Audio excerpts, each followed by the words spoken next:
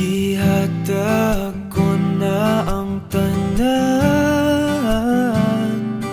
ug ihatag ko pa ang tanan.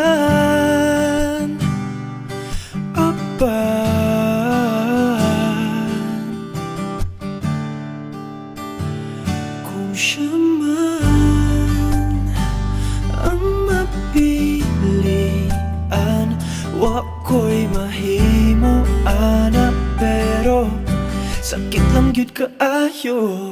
Kung siya man ang maswertehan, mo palayo na ko ninyo, ug ihilak na lang sa tako. Pero ug iya kang biyaan, ug iyang binuangan pag mahitabo.